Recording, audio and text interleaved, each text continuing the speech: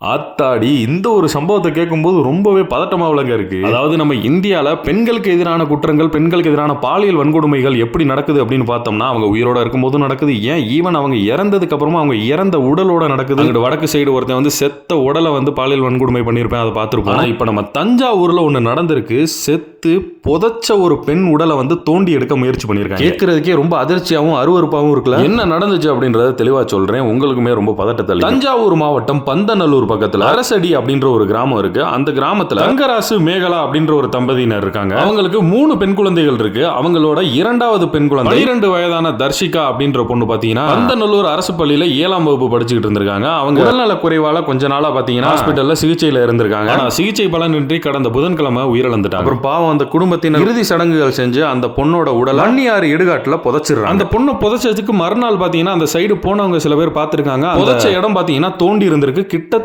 அந்த பொண்ணோட Dress வர தெரியற வர தோண்டி இருந்திருக்கு. பாதி தோண்டி முழுசா தோண்டாம அப்படியே யாரோ போட்டுட்டு போயிருக்காங்க அப்படின்னு சொல்லிட்டு போலீஸுக்கு தகவல் அளிக்கிறாங்க. போலீஸும் வந்து ஆய்வு செய்யறாங்க. போலீஸ் ஆய்வு செஞ்சுட்டு இருக்கும்போது அந்த பொண்ணோட இறந்த உடல் பாத்தீங்கன்னா அதோட அந்த போட்டு Dress போட்டு புதைச்சிருப்பாங்கல்ல, அந்த Dress வர தோண்டி இருந்திருக்காங்க. அதுக்கப்புறம் ஏதோ ஆள் நடமாட்டம் இருந்திருக்கும் போல அப்படியே விட்டுட்டு பயந்துட்டு ஓடி இருந்திருப்பாங்கன்னு நினைக்கிறேன். போலீஸ் வந்து இன்னும் கொஞ்சம் டீப்பா தோண்டுங்க, எதுவும் பண்ணிருக்காங்களான்னு பாப்போம்னு சொல்லி டீப்பா தோண்டி பார்த்திருக்காங்க. எதுவும் பண்ணல, சடங்குகளை பண்ணி திரும்பியும் புதைச்சிருங்க அப்படின்னு சொல்லிட்டு திரும்ப விசாரணையை தொடங்கி இந்த நாயாவது இந்த மாந்திரிகம் அப்படின்ற வேலையில அந்த பொண்ணோட உடலை தோண்டி எடுக்க முயற்சி பண்ணுச்சா, வேற எந்த நாதாரியாவது அந்த பொண்ணோட உடலை எடுத்து பாலியல் வன்கொடுமை பண்ண முயற்சி பண்ணாங்களா அப்படின்றத போலீஸ் விசாரிச்சுக்கிட்டு இருக்காங்க. பொண்ணுங்க வந்து வாழும்போதே நிம்மதியா ஊருக்குள்ள வாழ முடியலன்றா செத்து மண்ணுக்குள்ள போனதுக்கு அப்புறமாடா பொம்பளை பிள்ளை ஏன் அந்த நேரத்துல தனியா போச்சு, பொம்பளை பிள்ளை ஏன் 11 மணிக்கு மேல அங்க போச்சுன்னு கேட்கறவங்களுக்கு நான் ஒன்னே ஒன்று கேட்கிறேன், அந்த பிள்ளை மண்ணுக்குள்ள போயிருச்சுரா, மண்ணுக்குள்ள போன அந்த உடலுக்கு கூட பிரச்சனை. உண்மையிலே நீங்க எல்லாம் மனுஷ ஜென்மமா இருந்தா அந்த ஸ்டேட்மெண்ட் இனிமே உங்களால சொல்ல முடியுமா? இதுக்கப்புறமும் உன்னால அந்த ஒரு ஸ்டேட்மெண்ட் சொல்ல முடியும் அப்படின்னா நீ எல்லாம் மனுஷனா பிறந்ததுக்கே தகுதியற்றவங்க. அப்புறம் அந்த வேலையை பார்த்தவனும் உங்கள ஒருத்தவனா தான் இருப்பேன்.